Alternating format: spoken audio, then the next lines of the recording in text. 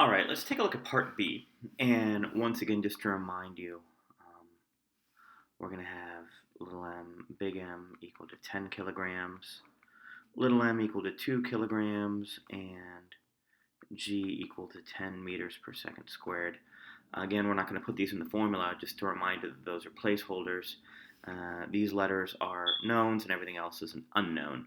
So we want to calculate the coefficient of friction necessary to keep big M at rest in terms of little m, big M, and g.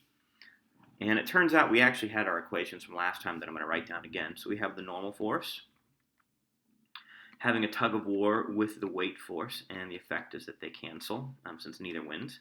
We have tension competing with friction, and the effect is that big M would accelerate.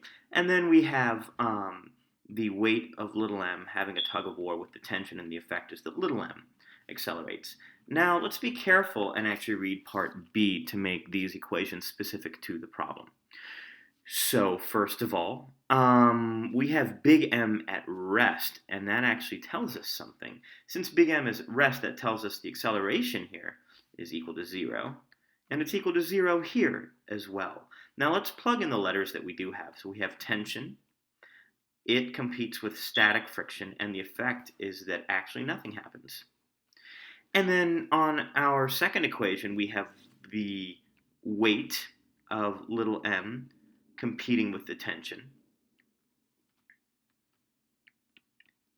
And the effect is that little m doesn't move either. Now let's just kind of continue and put this, whoops, I should have been really clear, a little mistake here. Not really a mistake, but I need to set acceleration equal to 0. This isn't actually happening, so this needs to be a big fat 0. So we want to calculate, remember, the mu necessary to keep the blocks at rest. So we don't know what tension is. Now let's go ahead. We're going to be using a little formula off to the side here. I'm going to call it the friction is fun formula. I don't know.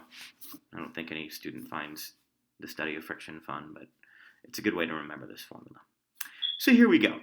I know the normal force, so this is equation, I'm going to call this equation 0. From equation 0, I know the normal force is exactly equal to the weight. And that's from equation 0. So what that tells me is that my unknown friction force equals the static coefficient of friction times m times g. And remember, the static coefficient is what we're solving for. So let's go ahead and plug that in. So we have tension minus mu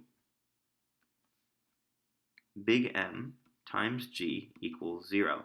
So what this is telling me is that my tension force is actually equal to mu s times m times g. And now I can substitute this equation into here.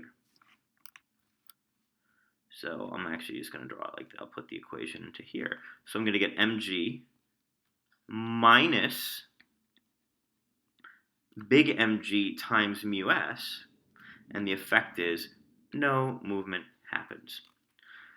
So when I isolate mu s, I'm going to get that mu s equals little mg over big mg.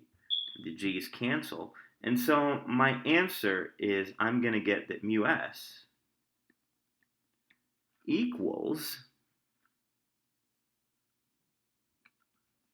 little m over big M. And that's my answer to part B.